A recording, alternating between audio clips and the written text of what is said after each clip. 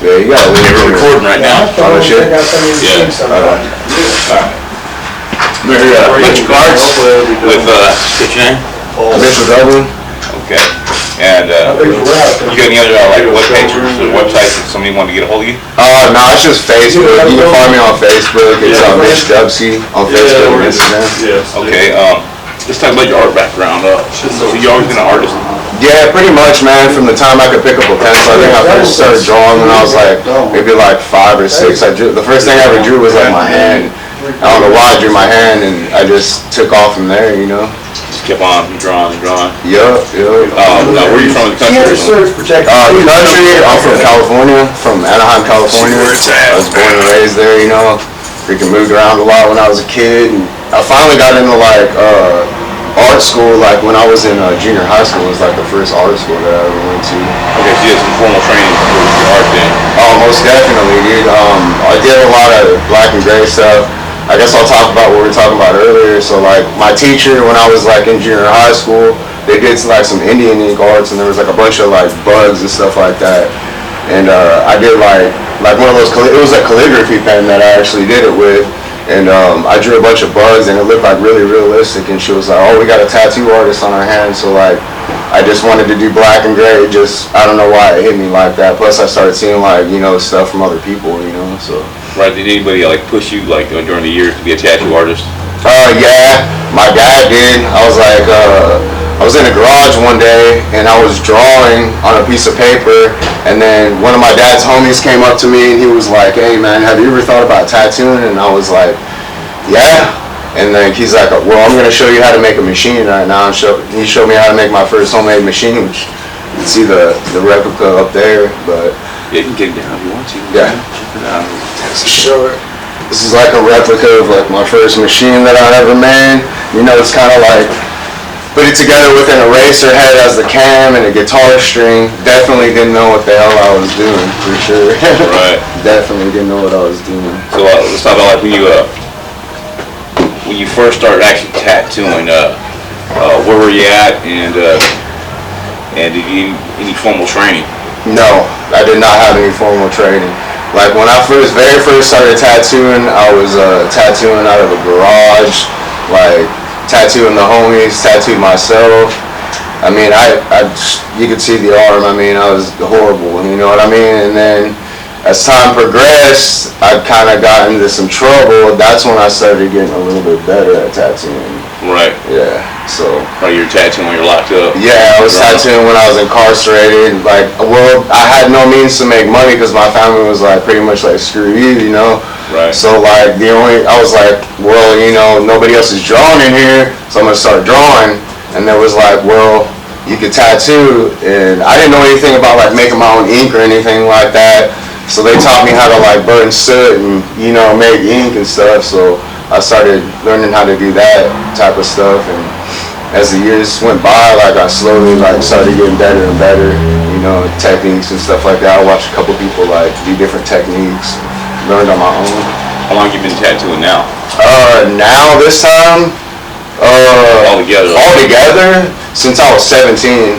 Okay. And I'm 40 now, so altogether like maybe 20 something years. Right. How long have you been doing like professionally? You finally stepped into professional? Professionally, it's been about 3 years since I've been in this. This is my very first shop. I've never apprenticed, so okay. Self-taught tattoo artist. Yeah, I mean, I seen your black and gray. You both dope ass black and gray. Yeah, it's crazy, man. I taught myself how to do all that stuff. Like, yeah, it's hard too. You gotta teach yourself. Yes. Hey, man. You know, set your machine like this. You know, slow that thing down. Try to need to set up. There's none of that, man. I was just like basically watch people tattoo, like watching videos of people tattooing and stuff like that. And I was like, hey, I could do this. You know what I mean? Like I didn't know shit about it. You know, so. Do you think like your formal education in doing art really helped you? Yeah, honestly. It did, man, because I wouldn't know, like, it was like the light sources that I use and some of my portraits and stuff like that. I wouldn't know nothing about, like, where the light angles were coming from, where I had to put, like, different kind of shapes on everything to, like, form shapes and stuff like that.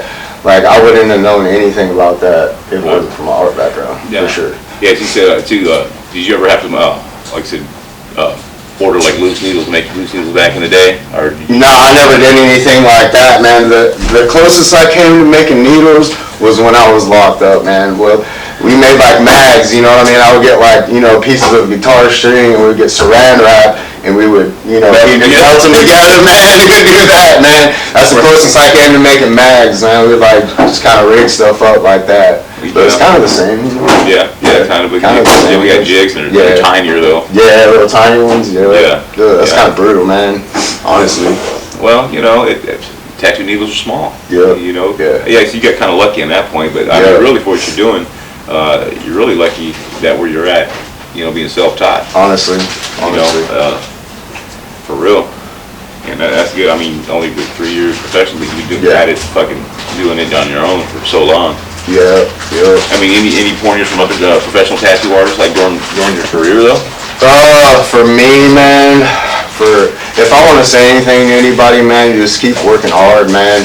Like, you're gonna get to where you want to get, but like for me, like there's no boundary. Like I'm never gonna be to my potential, man. I always want to like keep learning. Like I learned stuff from like these guys. You know what I mean? I sat and watched Tony. I never even did color until I came to this tattoo shop. Like I would do like traditional pieces of like green or red or like yellow or purple, but like I never tried to like blend colors or anything like that. So like I kind of started learning like color theory from Tony.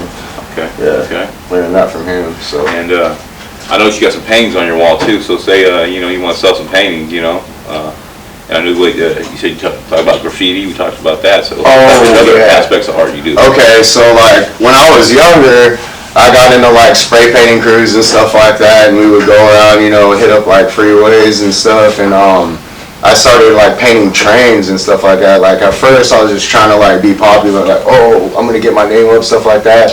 And then like as like the years progressed, like I started like getting into the art side of it, and I was like, this is dope ass shit, you know what I mean? And I started painting on trains and everything, and I met like a lot of famous people. I met like Saber, I met like Hayes and stuff like that, like over at Workman's in Orange County. I met them and stuff, so they kind of inspired me to like keep on going with the graffiti aspect. And as far as like my paintings go, if you want to hit me up on Facebook, again, my name is Mitch on Facebook. You can message me. We'll talk about like prices on paintings and stuff. We're at Electric Arts of Paducah, Kentucky. What's the phone number? I'm not sure the phone number. It's on the card already. Okay.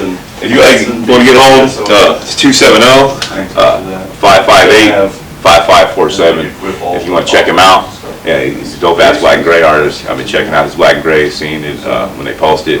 And he does paint, so he has paintings too. You can probably purchase painting from or commission him to do one. Anything else you want to say?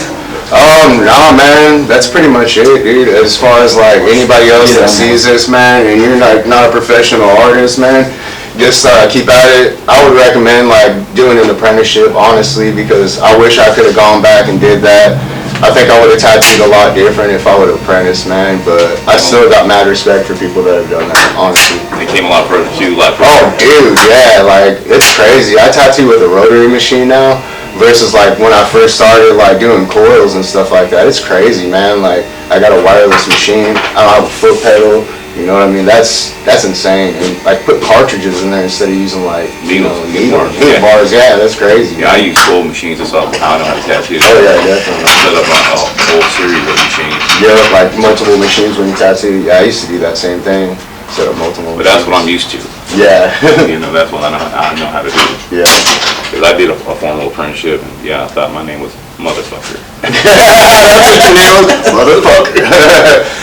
So we're going to wrap it up. I'm going to cut it off, and then check me out on YouTube.